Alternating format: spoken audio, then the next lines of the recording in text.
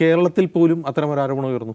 കഴിഞ്ഞ ലോക്സഭാ തെരഞ്ഞെടുപ്പിൽ തൃശ്ശൂർ മണ്ഡലത്തിൽ 40,000-ലധികം പുതിയ വോട്ടർമാരുണ്ടായി എന്ന ആരോപണം ഉന്നയിച്ചത് കോൺഗ്രസിൻ്റെ അവിടുത്തെ നേതാവായ ടി എൻ പ്രതാപനാണ്. തെരഞ്ഞെടുപ്പ് കഴിഞ്ഞിട്ടുണ്ടെങ്കിൽ 40,000 പുതിയ വോട്ടുകൾ ചേർത്തു. അതായത് അവിടെ തൃശ്ശൂരിൽ സ്ഥിരതാമസക്കാരില്ലാത്ത പുറത്തു നിന്നുള്ള ആളുകളുടെ പേരുകൾ ഇവിടെ അടഞ്ഞു കിടക്കുന്ന ഫ്ലാറ്റുകളുടെ അഡ്രസ്സിൽ ചേർക്കപ്പെട്ടു എന്നാണ് ആരോപിക്കപ്പെട്ടത്. അത് ഫോളോ അപ്പ് ചെയ്തിരുന്നു. ഇപ്പോൾ കേരളത്തെ സംബന്ധിച്ച് കേരളത്തിൽ കോൺഗ്രസിന് കുറേ കൂടി പ്രവർത്തകരുള്ള ഒരു സ്ഥലമാണ്. അങ്ങനെ ഒരു ആരോപണം ടി എൻ പ്രതാപൻ ഉന്നയിച്ചിട്ട് കേരളത്തിലെ കോൺഗ്രസ് പാർട്ടി അത് ഫോളോ അപ്പ് ചെയ്തിരുന്നു. എങ്ങനെയാണ് സുരേഷ് ഗോപി ജയിച്ചത് എന്ന് അന്വേഷിച്ചിരുന്നു. അപ്പോൾ 40,000 പുതിയ വോട്ടുകൾ ചേർക്കാന്ന് പറഞ്ഞാൽ അത്രയും വോട്ടിന് 80,000 വോട്ടിന് അയാൾ ജയിക്കുക എന്നാണ് അതിൻ്റെ അർത്ഥം. അതുകൊണ്ട് മാത്രം ജയിച്ചു എന്നല്ല പറയുന്നത്. അങ്ങനെ ഒരു റിഗ്ഗിങ് നടന്നിട്ടുണ്ടെങ്കിൽ അത് ഫോളോ അപ്പ് ചെയ്ത് അതിൻ്റെ തെളിവുകൾ പുറത്തു കൊണ്ടുവരണ്ടേ? എന്തുകൊണ്ടാണ് മഹാരാഷ്ട്രയിൽ തെളിവുകൾ കിട്ടാത്തത്? അതായത് തെരഞ്ഞെടുപ്പ് കമ്മീഷനോട് ഈ സംശയം തോന്നി തുടങ്ങിയത് മഹാരാഷ്ട്ര ഇലക്ഷൻ ശേഷമാണ് കോൺഗ്രസിന്. അതുവരെ പറഞ്ഞ EVM റിഗ്ഗിങ്, തെരഞ്ഞെടുപ്പ് അട്ടിമറി ഒരു മൈൻഡ് ചെയ്തിട്ടില്ല കാര്യമായിട്ട്. തെളിവില്ലായിരുന്നു എന്നാണ് രാഹുൽ ഗാന്ധി പറയുന്നത്. ഓക്കെ, മഹാരാഷ്ട്രയ്ക്ക് ശേഷം മനസ്സിലായി. മഹാരാഷ്ട്രയിൽ എന്ത് അട്ടിമറി നടന്നുള്ള തെളിവ് സഹിതം കണ്ടെത്തിയോ? ഇല്ല. അതുകൊണ്ടാണ് ഇവർ തെരഞ്ഞെടുപ്പ് കമ്മീഷനോട് പല പ്രാവശ്യം കത്തയച്ചു. വോട്ടർ പട്ടിക ഇവർക്ക് കൊടുത്തില്ല, വോട്ടർ പട്ടിക ഡിജിറ്റൽ രൂപം കൊടുത്തില്ല.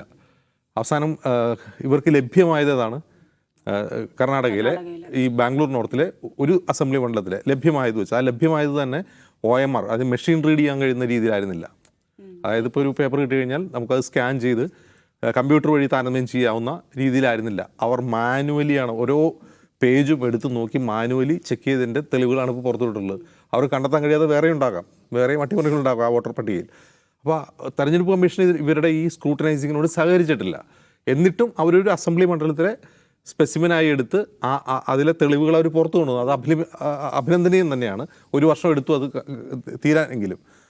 പക്ഷേ ഇപ്പോഴും മഹാരാഷ്ട്രയിലെ തെളിവുകൾ വന്നിട്ടില്ല, ഇപ്പോഴും ഹരിയാനയിലെ തെളിവുകൾ വന്നിട്ടില്ല, ഇപ്പോഴും തൃശ്ശൂർ മണ്ഡലത്തിലെ തെളിവ് വന്നിട്ടില്ല. അപ്പോൾ ഇത് കോൺഗ്രസ്സിന് എന്തുകൊണ്ട് അത് ഫോളോ അപ്പ് ചെയ്യാൻ കഴിയുന്നില്ല, കോൺഗ്രസ്സിന് അത് എന്തുകൊണ്ട് കണ്ടെത്താൻ കഴിയുന്നില്ല എന്നുള്ളൊരു ചോദ്യമുണ്ട്.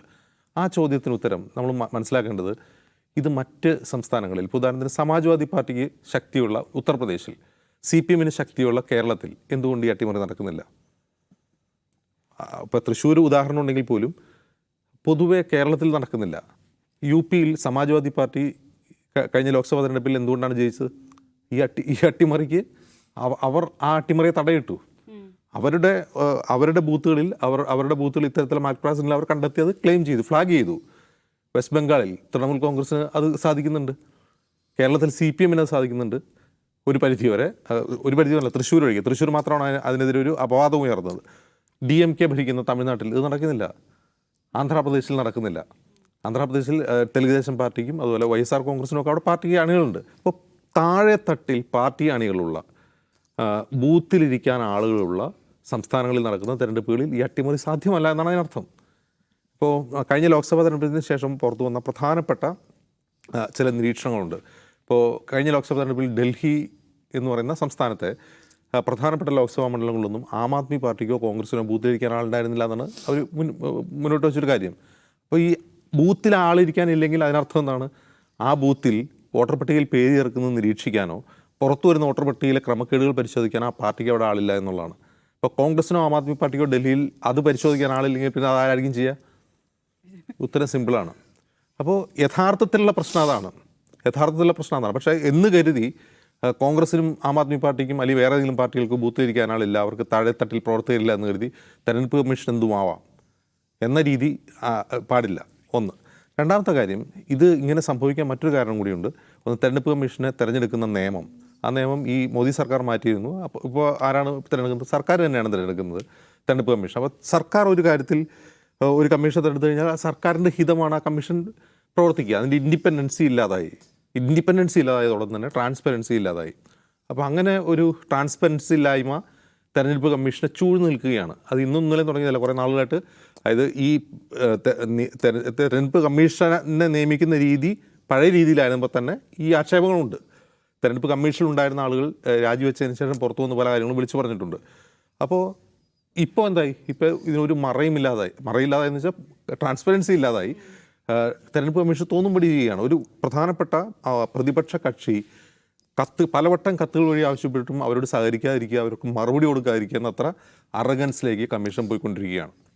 അപ്പോൾ തീർച്ചയായിട്ടും ഇതിൻ്റെ ഒരു റിഫോർമേഷനുള്ള തുടക്കം ഇന്ന് യഥാർത്ഥത്തിൽ പ്രതിപക്ഷ നേതാവായ രാഹുൽ ഗാന്ധി ചെയ്തിട്ടുണ്ട്.